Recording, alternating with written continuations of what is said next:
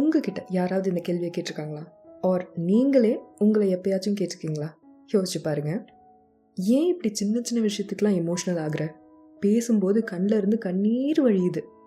But extreme ஸ்ட்ரெஸ்ஃபுல்லான situation, பெரிய பாரமாக இருக்கும்போது you are com and focused. ரொம்ப இம்பார்ட்டண்ட்டான விஷயமா இருக்கும், இடிஞ்சு போகிற மாதிரி. சில டைம் நம்மளை விட்டு போயிருக்கோம். பட் அந்த நேரத்தில் அழுக வர்றதில்ல, ஸ்ட்ராங்காக ரியாக்ட் பண்ணுறதில்ல, இமோஷ்னல் ஆகுறதில்ல, இமோஷ்னலி அந்த விஷயத்துக்கு கூட கனெக்ட் ஆகுறதில்ல. நம்ம என்ன சைக்கோவா அப்படின்லாம் தோணும். உங்களுக்கும் தோணியிருக்கா?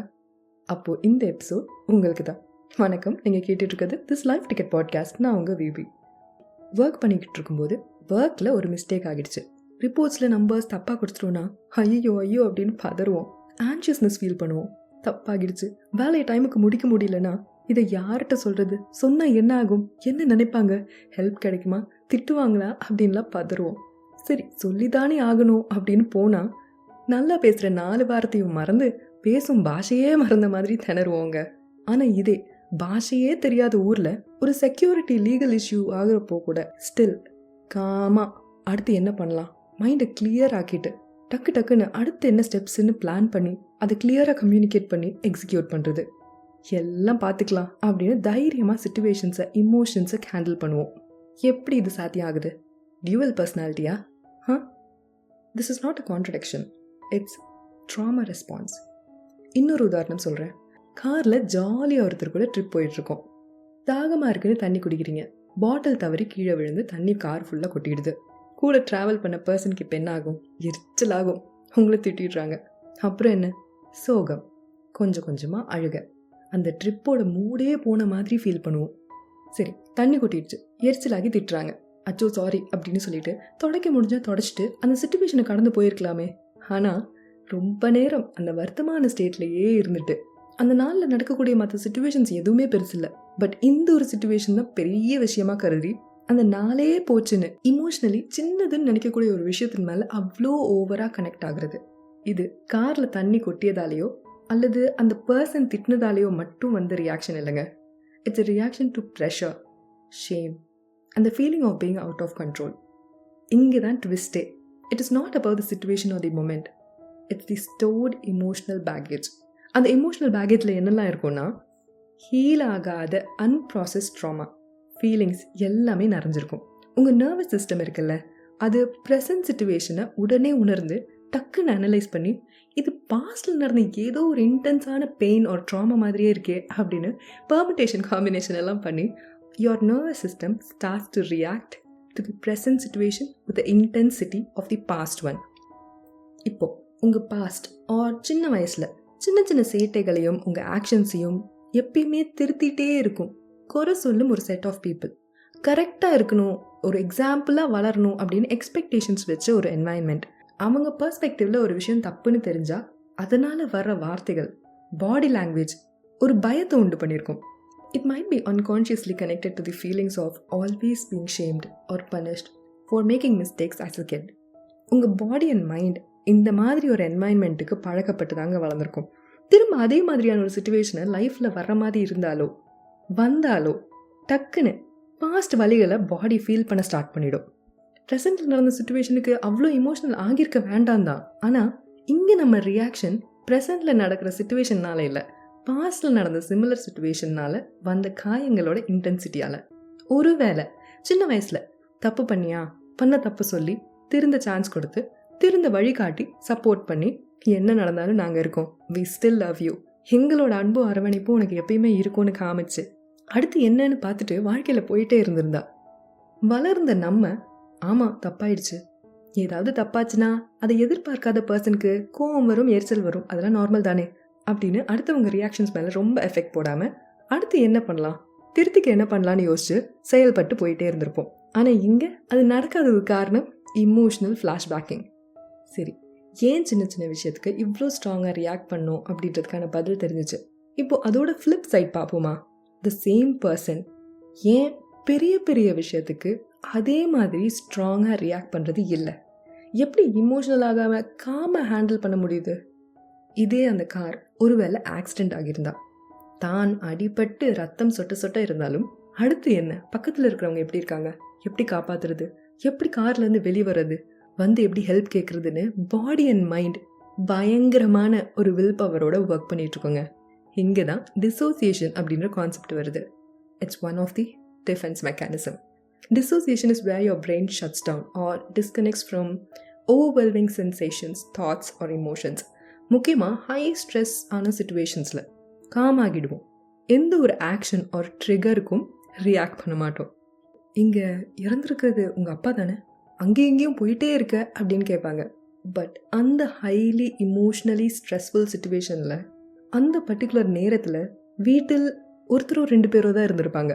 எல்லாரும் அழுதுட்டு அப்பா கூடவே உட்காந்துட்டு இருந்தா யார் சொந்தக்காரங்களுக்கு கூப்பிட்டு சொல்கிறது, யார் டெத் சர்டிஃபிகேட் கோடுறது, ஒரு ஊர்லேருந்து இன்னொரு ஊருக்கு போகணும், யார் ஆம்புலன்ஸை கூட்டிகிட்டு வர்றது, யார் அடுத்த காரியங்களை பார்க்குறது? someone has to do it. that is where our emotions get disconnected. ஒரு சிச்சுவேஷனால் வரக்கூடிய அந்த reactions get suppressed and we start to take action to move forward, to survive. இதே விஷயத்தை முன்னாடி சொன்ன எக்ஸாம்பிள் வச்சு பார்ப்போமா? சின்ன வயசில் they might have shamed or punished you for making mistakes as a child. Mistakes இல்லாமல் வளரணும், எக்ஸாம்பிளாக இருக்கணும்னு நினைக்கும் அவங்களோட எக்ஸ்பெக்டேஷன்ஸ் உடையக்கூடிய மாதிரி இருந்தா, இல்லை உடையக்கூடாதுன்றதுக்காக if you break our expectations you won't be loved, you won't be ours அப்படின்னு சொல்லாமல் சொல்லி ஒரு பீதியிலேயே நம்மளை வச்சுருப்பாங்க. சில டைம் அவங்க எக்ஸ்பெக்டேஷன்ஸ் உடையும் போது ஆர் நம்மளோட இன்னெபிலிட்டியில் குறை சொல்லி திட்டும்போது அந்த வார்த்தைகள் ஒரு ஹர்ட், அவங்க பாடி லாங்குவேஜ் சேஞ்ச் ஆகும்போது நமக்கு வரக்கூடிய அந்த சென்சேஷன்ஸ் அது டக்குன்னு தெரிஞ்சிடும், இன்றைக்கி நம்ம நல்லா வாங்க போகிறோம் அப்படின்னு. அப்படி இருக்கும் என்வாயன்மெண்ட்டில் சர்வைவ் பண்ண, அந்த ப்ரெஷர்லேருந்து தப்பிக்க ஒரு வெளிவர அந்த குழந்தை அதோட பிரெயினை இதெல்லாம் கொஞ்சம் ஓவராக இருக்குப்பா, என் நர்வஸ் சிஸ்டம் எப்போ பார்த்தாலும் பதட்டமாகவே இருக்குது, எப்போ பார்த்தாலும் அலர்ட்டாகவே இருக்குது, இது நடந்துருமோ அது நடந்துருமோ, இவங்க எப்படி ரியாக்ட் பண்ணுறாங்க, இவங்க ரியாக்ஷனில் ஏதோ சேஞ்ச் இருக்குது அப்படின்னு ஒர்க் ஆகிட்டே இருக்குது. இதுக்கு மேலே தாங்காது, I'm overwhelmed, I'm going to shut down அப்படின்னு சொல்லிட்டு அந்த ப்ரெஷர்லேருந்து தப்பிக்க ஒரு வெளிவர the child starts to disconnect from the people's words, their reactions, even starts to disconnect from people directly. என்ன நடந்தாலும் சரி, யார் என்ன பேசினாலும் எப்படி ரியாக்ட் பண்ணாலும் கம்முன்னு இரு, ரியாக்ஷனே கொடுக்காத. என்னை பார்த்து இப்படி சொல்கிறாங்களே, இந்த வார்த்தையை யூஸ் பண்ணுறாங்களே, இதுக்கு என்ன அர்த்தம் தெரியுமா, இது எவ்வளோ ஹர்ட்ஃபுல்லான வேர்ட் தெரியுமா அப்படின்னு அனலைஸ்லாம் பண்ணாமல், இவங்க போய் என்ன சொல்லிட்டாங்களே அப்படின்னு கொஞ்சம் கூட இமோஷ்னலி எதுக்கும் கனெக்ட் ஆகாமல் கம்முன்னு இரு அப்படின்னு ஓவர்வெல்மிங்கான சிச்சுவேஷன்ஸ்க்கு நம்ம பிரெயின் ஃப்ரீஸ் மோடுக்கு போயிடுங்க. ஒன்ஸ் ஃப்ரீஸ் மோடுக்கு போனதுக்கப்புறம் ரொம்ப தாட்ஸ் அண்ட் இமோஷன்ஸ்லாம் ஃபீல் பண்ண மாட்டோம். மெடிடேஷன் மோடு மாதிரி சாந்தி நிலையில் இருப்போம். அப்போது அடுத்து என்னன்னு கிளியராக யோசிக்க முடியும், நெக்ஸ்ட் ஸ்டெப்ஸ் எடுக்க முடியும். ப்ரெசென்ட்டில் அதே மாதிரி ஒரு ஸ்ட்ரெஸ்ஃபுல் சிச்சுவேஷன் ஃபேஸ் பண்ணும்போது உங்கள் பிரெயின் இப்போது வேறு சிச்சுவேஷன் ஆச்சே அப்படின்லாம் யோசிக்காது. Your nervous system will check the present intensity. அது பாஸ்ட் கூட எங்கேயோ கம்பேட்டபிளாக இருக்குன்னா அன்னைக்கு இதே மாதிரி இன்டென்ஸான சிச்சுவேஷனை நீ சர்வை பண்ண இப்படி தான் டிசோசியேட் ஆன. ஸோ இப்போ நீ ப்ரெசென்ட்டில் சர்வை பண்ண அதே மாதிரி இமோஷ்னலி டிசோசியேட் ஆயிரு அப்படின்னு தான் ட்ரிகர் பண்ணும்.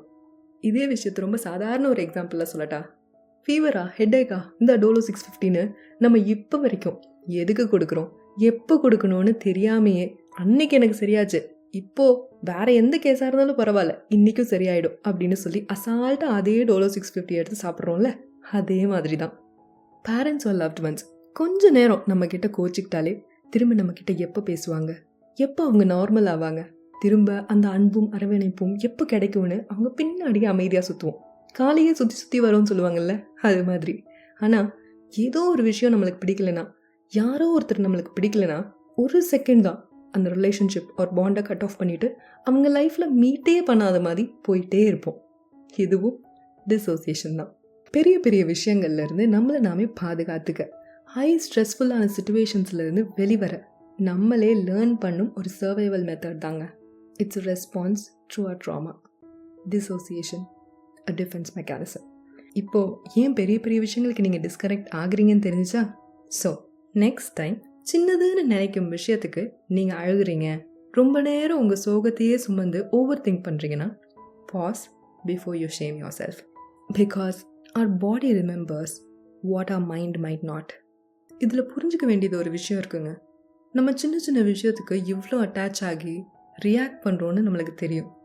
சில டைம் அது பாஸ்ட் ட்ராமாவோட ரெஸ்பான்ஸ் தான் காரணமாக இருக்கும்னு நம்மளுக்கு தெரியும். பட் அந்த பாஸ்டில் எந்த சிச்சுவேஷன் என்ன ரியாக்ஷன் நம்மளுக்கு தெரியவே தெரியாது, மறந்துருக்கும். பட் நம்ம பாடியோட நர்வஸ் சிஸ்டம் நல்லா ஞாபகம் வச்சுருக்கோங்க, மசில் மெமரி மாதிரி. ஸோ அதை தெரிஞ்சுக்க you can take help from a good psychologist. Therapy போனால் நல்ல ஹெல்ப் கிடைக்கும். அதே நேரம் பெரிய விஷயங்களுக்கு காமா எனக்கும் இதுக்கும் சம்மந்தமே இல்லை அப்படின்ற மாதிரி நீங்கள் ஃபீல் பண்ணால் நீங்கள் சைக்கோலாம் இல்லைங்க. உங்கள் பிரெயின் அதுக்கு தெரிஞ்ச பெஸ்ட் வேல உங்களை சேஃபாக ப்ரொடெக்ட் பண்ண ட்ரை பண்ணுது. And remember, you are not overreacting, you are responding to something real inside you. இந்த எபிசோட்லேருந்து சின்ன நல்ல தோட்டங்கள் கிடச்சிருந்தாலும் I am more happy about it. Defence mechanism பற்றி இன்னும் நிறைய எபிசோட்ஸ் நம்ம சீரீஸில் இருக்குது, அதையும் கேளுங்க. நெக்ஸ்ட் எபிசோடில் பார்க்கலாம். பாய்.